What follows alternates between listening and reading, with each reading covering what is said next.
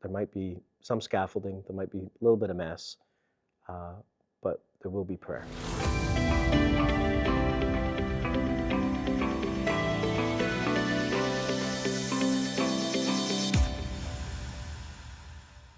Hi everyone, welcome to another episode of Coffee with Father James. I am drinking from my construction mug, so you know what's coming next.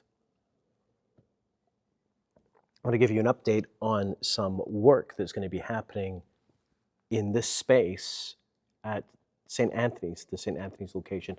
Now, for those of you who maybe are unfamiliar, we have two locations in our parish. We have the central location, St. Peter's Church. That's where we have Sunday Mass. But we also have a second location here in North Dartmouth. It's about a 5-minute drive from St. Peter's. We have weekday Mass twice a week in this space. We get 25 to 35, sometimes 40 people at max here, twice a week on Tuesdays and Thursdays. It's a wonderful, more intimate experience of Mass. And this is part of a larger complex. I want to give you some context about it. St. Anthony's was founded as a parish in 1948, which itself was founded from a parish, St. Paul's, which was founded, I think, about 1928, about 20 years before that, which itself was founded from St. Peter's Church. So these are all part of founding parishes that go back to the mother church of St. Peter's. And the original church, built in 1948, is now the parish hall. And this building that we're presently in was built in, I think, about 1974, something like that, 1975. So it's presently over 50 years old. And we discerned early on, a number of years ago, when we went through the process of merging, what was God calling us to do? We discerned to be a 2-location parish and to have one physical location, a physical presence in North Dartmouth. Now, North Dartmouth, this area of our city, is an area with this high need. There's a lot of poverty, a lot of need, and we really sensed that we needed to be present in this part of the city. We had another parish a kilometer from here, so that building has since been closed. That was a difficult process, but we sold another location as well. So we are now down to 2 locations. We have a presence here. And our challenge was, basically, these buildings were empty. Like, how do we justify the cost of operating and sustaining these buildings? Because back in just even 3 years ago, our parish was paying something like $1,000 a day in basic maintenance of our buildings. Nothing extraordinary, just ordinary maintenance and operational cost. And so we had a vision for growing activity in a way that we would serve the poor, but do it in a way that had prayer at the center of it. See, this is one of the great temptations in the Christian life, is that the great call of the church and of every believer to mission and holiness, that we separate these two things out. And what often happens in ministries that serve the poor is that they separate from faith and prayer and become, in a sense, no different than any other human organization.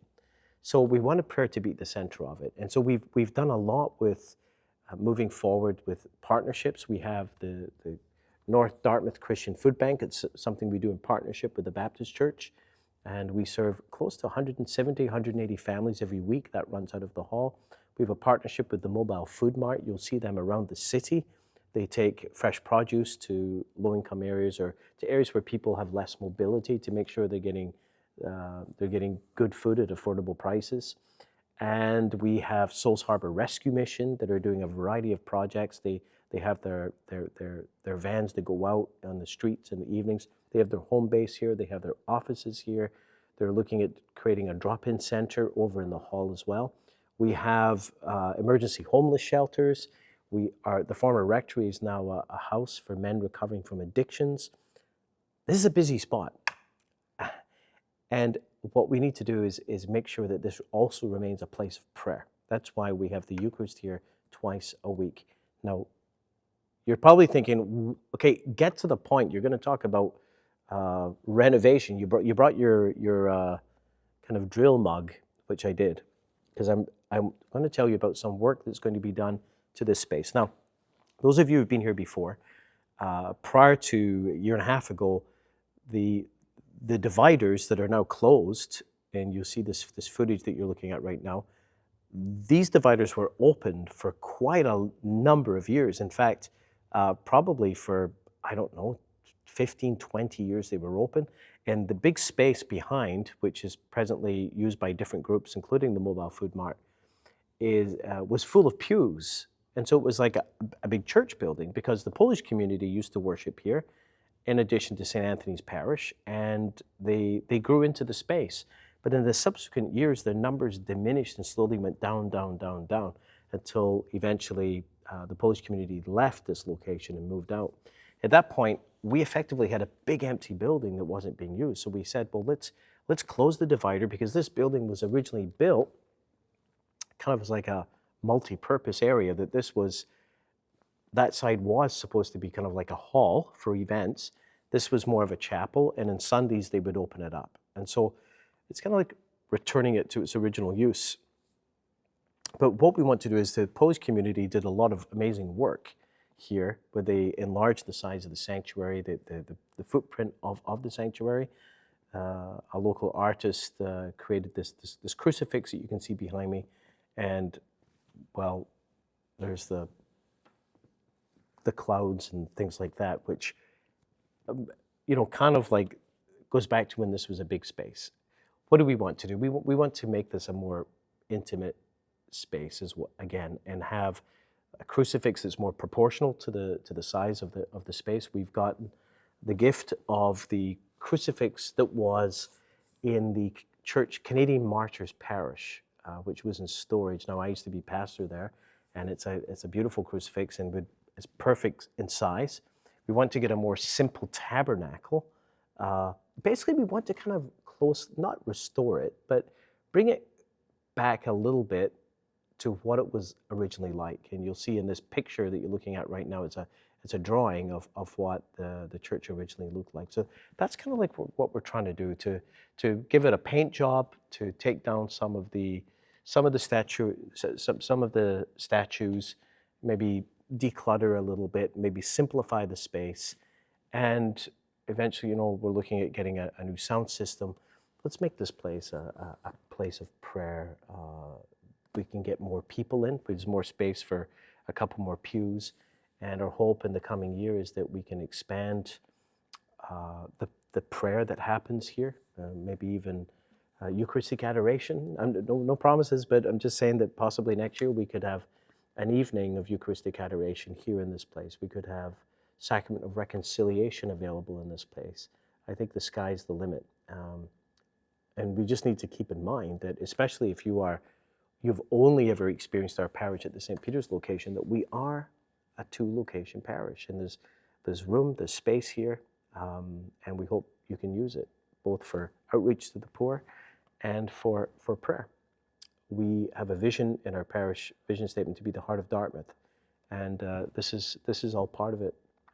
I want to conclude by just saying that these plans that we're working on right now are relatively short-term plans, because we know for a fact that the newest building is more than 50 years old.